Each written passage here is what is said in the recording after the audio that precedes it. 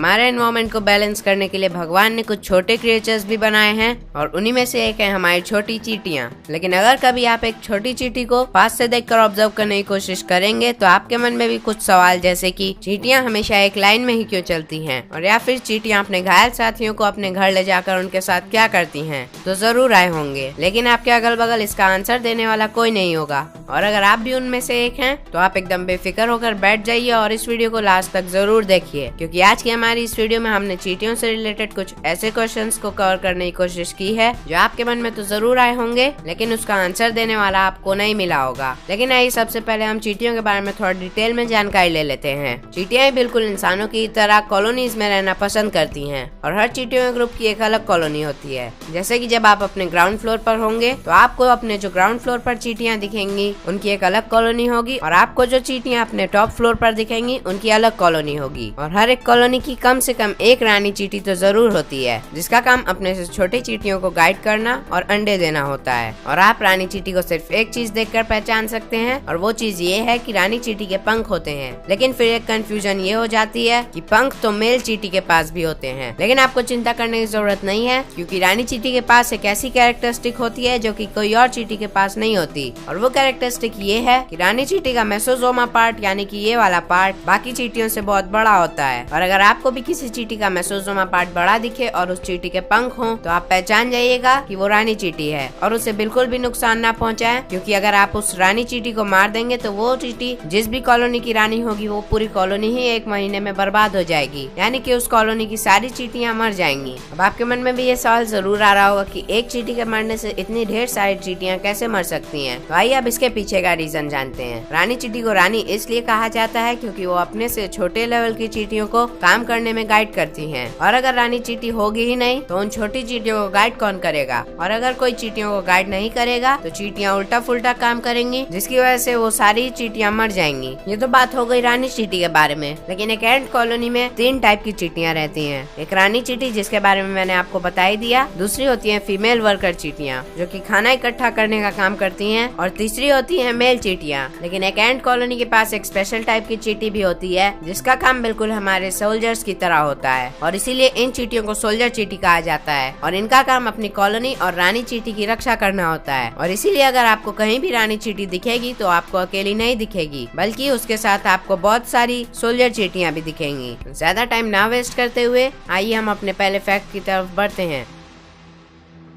क्या आपको पता है दोस्तों कि इस दुनिया में चींटियों की टोटल पॉपुलेशन कितनी है? हमारी दुनिया में चींटियों की 12,000 से भी ज्यादा स्पीशीज पाई जाती हैं, और उन सभी को मिलाकर हमारी दुनिया में चींटियों की टोटल पॉपुलेशन 10 बिलियन होती है, जिसका अगर हम टोटल मास निकालें तो वो 3000 मिलियन टन निकल कर आता है। यानी हमारी दुनिया का 3000 मिलियन टन वेट चींटियों का है।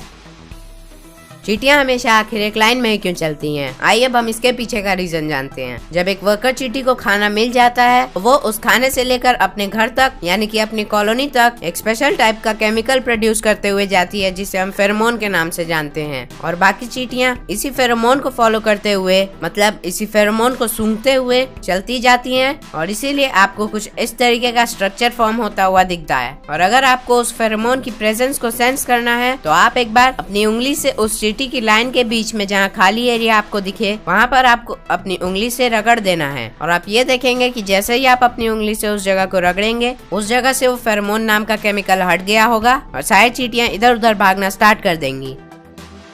क्या आपके मन में भी कभी ये सवाल आया है कि चींटियां आखिर कम्युनिकेट कैसे करती हैं? पहले तो आप ये जान लीजिए कि चींटियां अंधी होती हैं, और आपको जो उनकी आंखें दिखती हैं वो सिर्फ और सिर्फ शो के लिए लगी होती हैं, और चींटियां उनका यूज नहीं कर सकती। बहुत सारी स्पीशीज चींटियों की ऐसी भी पाई जाती है जिनकी आंख होती है और वो देख भी सकती है, लेकिन हमारे घर में जो चींटियों की स्पीशीज पाई जाती है उनमें से ज्यादातर चींटियां अंधी होती है। और अब आइए चींटियां कम्युनिकेट कैसे करती है हम इसके बारे में जानते हैं। अभी मैंने आपको जो फेरोमोन वाला प्रोसेस बताया वो भी चींटियों का एक टाइप का कम्युनिकेशन ही होता है, क्योंकि उसमें एक चींटी सारी चींटियों को बता देती है कि वहाँ पर खाना है और सारी चींटियां वहाँ जाती हैं, तो इसे हम एक टाइप का कम्युनिकेशन ही कहेंगे। लेकिन चींटियां सिर्फ एक टाइप का कम्युनिकेशन ही नहीं करती हैं, चींटियां आपस में डायरेक्ट कांटेक्ट भी करती हैं। जैसे कि जब एक चींटी दूसरी चींटी से खाना मांगती है तब वो एक प्रोफिलैक्सिस नाम का प्रोसेस करती है, जिसमें वो अपने सर को आपस में मिलाती हैं और अपने दोनों एंटीनास को आपस में जोर जोर से लड़ाने लगती हैं। और आप अभी अपनी स्क्रीन पर देख सकते हैं कि प्रोफिलैक्सिस नाम का प्रोसेस प्रोसेस चींटियां कैसे करती हैं। और आपने अगर कभी एक चींटियों के झुंड को लाइन में चलते हुए ऑब्जर्व करने की कोशिश की होगी तो आपने देखा होगा कि बहुत सारी चींटियां आपस में लड़ते हुए जाती हैं। वो भी उनका एक टाइप का कम्युनिकेशन ही होता है। और इस कम्युनिकेशन में चींटियां बहुत ही सिमिलर प्रोसेस करती हैं ट्रोफोलैक्सिस से। सिर्फ इन दोनों में फर्क इतना है कि ट्रोफोलैक्सिस में चींटियां अपने एंटीनास को बहुत ही देर तक लड़ाती रहती हैं। बहुत देर का मतलब 30 सेकंड से 40 सेकंड। और इस वाले प्रोसेस में चींटियां भागते भागते अपने एंटीनास को थोड़ी देर के लिए ही मिलाती हैं, जिसमें उन्हें पता चल जाता है कि सामने वाली चींटी उनसे क्या कहना चाह रही है। तो ये थे कुछ टाइप के कम्युनिकेशन जो कि चींटियां यूज करती हैं आपस में बात करने के लिए।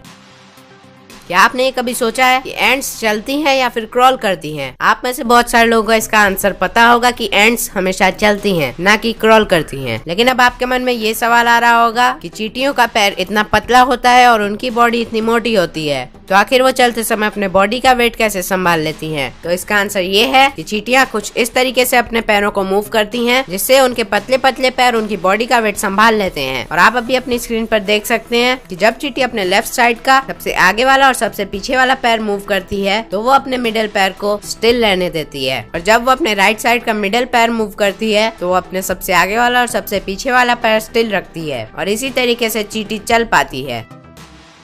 अब आइए हम अपनी वीडियो का सबसे मेन टॉपिक जान लेते हैं, जिसके लिए आपने इस वीडियो को क्लिक किया है कि आखिर चींटियां अपने घायल साथियों को अपने घर ले जाकर उनके साथ क्या करती हैं। जब एक चींटी किसी वजह से घायल हो जाती है तो वो अपने अंदर से एक दूसरा केमिकल, जिसका नाम अभी स्पेसिफाइड नहीं है, उसको रिलीज करती है, जिससे कि उसके अगल बगल वाली चींटियां उसके पास आकर उसे अपने घर में ले जाती हैं। और वो उसके वुंड को यानी कि उसकी चोट को लिक करके यानी कि चाट के उसके वुंड को क्लीन करने की कोशिश करती है। और वो चींटियां उसकी चोट पर एंटीमाइक्रोबियल सब्सटेंसेस जो कि उनके सलाइवा में पाया जाता है लगा देती हैं, जिससे कि उस चींटी की चोट को बैक्टीरिया ना लग जाए या फिर फंगल इन्फेक्शन ना हो जाए। ये हमने बात की थी जब चींटी बहुत ज्यादा घायल हो जाती है। अब आइए हम बात करते हैं ऐसी चींटियों के बारे में जिनको बहुत ज्यादा से थोड़ी कम चोट लगी रहती है। JMU बायो सेंटर की रिसर्च के मुताबिक जो एंड सिवियरली इंजर्ड हो जाती है, यानी कि जिस चींटी ने अपने 6 में से 5 पैर खो दिए हैं, वो उनकी मर्जी पर डिपेंड करता है कि उनको हेल्प चाहिए या फिर नहीं। और अगर वो अपने दूसरे साथियों से कम्युनिकेट करके बोलते हैं कि मुझे हेल्प चाहिए तो उनके साथ ही अंदर ले जाकर वैसे ही ट्रीट करते हैं जैसे कि अभी मैंने आपको बताया लिख करके। और अगर वो एंट नहीं चाहती कि उसे कोई हेल्प मिले तो उस एंट को वहीं पर छोड़ दिया जाता है, फिर चाहे वो मरे या जिंदा रहे। अब आइए हम बात करते हैं ऐसी चींटियों के बारे में जो कि बहुत ही कम इंजर्ड हैं। ये चीज आपने बहुत बार ऑब्जर्व भी की होगी कि जब आपके पैर से एक चींटी दब जाती है और उसे बहुत हल्की चोट आती है तो वो थोड़ी देर बहुत स्लो चलती है और वो अपने आप को खुद ही से लिक करते हुए जाती है, जिसकी वजह से वो तुरंत ही ठीक हो जाती है और वो वहाँ से निकल लेती है। ये तो हमने जान लिया इंजर्ड एंट्स के साथ कैसा ट्रीटमेंट किया जाता है। लेकिन आइए अब हम ये जानते हैं कि जब एक चींटी मर जाती है तो उसके साथ कैसा ट्रीटमेंट किया जाता है। जब एक चींटी अपने कॉलोनी के अंदर मरती है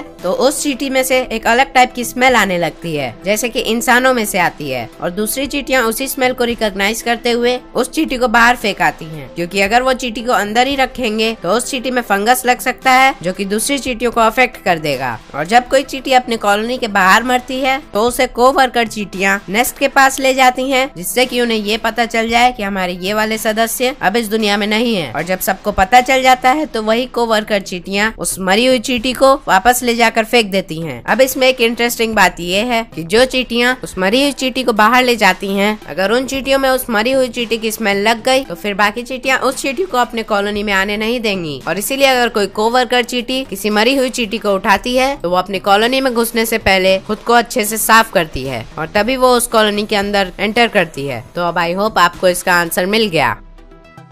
आपने अक्सर चींटियों को देखा होगा कि वो जब भी दौड़ती हैं तो वो दौड़ते समय अपना एब्डोमेन पार्ट उठाकर चलती हैं। लेकिन वो आखिर ऐसा क्यों करती हैं? चींटियों का एब्डोमेन वाला पार्ट बहुत ही बड़ा होता है और अगर वो उसे नीचे करके चलेंगी तो बहुत सारे सरफेसेस पे उनका एब्डोमेन जमीन से लड़ने लगेगा, जिसकी वजह से वो लड़खड़ा कर गिर जाएंगी। और इसीलिए चींटियां अपना एब्डोमेन वाला पार्ट चलते समय उठा कर रखती हैं। चींटियां आखिर हमसे क्यों नहीं डरती, ये जानते हुए भी कि हम इंसान उसका क्या कर सकते हैं? इसमें चींटियों की कोई गलती नहीं, क्योंकि जैसा कि मैंने आपको बताया कि चींटियां अंधी होती हैं और अगर कोई चींटी अंधी नहीं भी होती है तो वो बहुत ही धुंधला देख सकती है। और वहीं अगर रही चींटियों की सूंघने की बात, तो चींटियों में ऐसा कोई भी सेंट रिसेप्टर नहीं पाया गया है जो कि ह्यूमंस की स्मेल को सेंस कर सके। और अगर हम किसी चींटी को मार देते हैं तो उसकी अगल बगल वाली चींटियों का रिस्पॉन्स कुछ इस तरीके का होता है।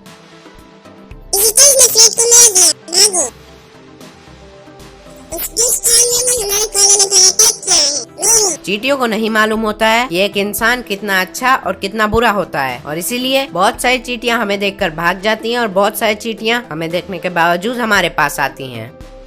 हम में से बहुत सारे लोग ऐसे होते हैं जो कि चींटियों को मारने के बाद बहुत ही खुश हो जाते हैं, लेकिन क्या हमें ऐसा करना चाहिए? ये आपकी सोच पर डिपेंड करता है कि आप एक चींटी को क्या सोच कर मार रहे हैं। अगर आप चींटियों को मारना मजे की बात समझते हैं तो आप एकदम गलत कर रहे हैं, और अगर आप चींटियों को अपने बचाव के लिए मार रहे हैं, जैसे कि अगर आपके ऊपर लाल चींटी चढ़ गई तब आप उसे मारे हैं, तो वो कोई कोई की नजर में सही होगा और कोई कोई की नजर में गलत होगा। क्या हमें चींटियों को मारना चाहिए? ये क्वेश्चन हम सभी की सोच पर डिपेंड करता है, क्योंकि कहीं कहीं जगह हमें चींटियों को नहीं मारना चाहिए और कहीं कहीं जगह हमें चींटियों को मार देना चाहिए। और इसलिए इस क्वेश्चन का कोई भी परफेक्ट आंसर नहीं होगा, वो सिर्फ और सिर्फ उस सिचुएशन पर डिपेंड करता है कि आप चींटी पर हमला कब करने वाले हैं।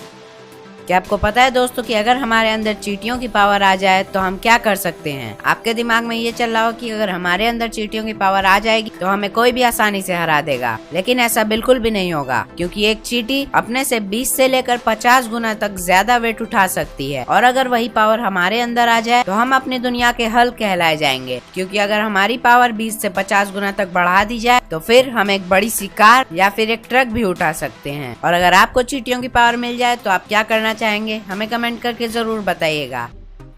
हमारी दुनिया में सारे लिविंग ऑर्गेनिजम्स को उनके खान पान के हिसाब से 3 हिस्सों में डिवाइड किया गया है। पहला हर्बीवोर, दूसरा ओमनिवोर और तीसरा कार्निवोर। लेकिन क्या आपको पता है कि इस दुनिया में एक फैक्टिवोर नाम का प्राणी भी एग्जिस्ट करता है, और आपको भी फैक्टिवोर बनने के लिए कुछ खास करना नहीं पड़ेगा। बस आपको करना इतना है कि अगर आप हमारे चैनल पर नए हैं तो हमारे चैनल को सब्सक्राइब कर देना है और इस वीडियो को लाइक और शेयर कर देना है। बस आप एक फैक्टिवोर नाम के प्राणी भी बन जाएंगे। अपनी वीडियो यहीं पर खत्म करते हैं और मिलते हैं अपनी अगली वीडियो में। तब तक के लिए बाय बाय।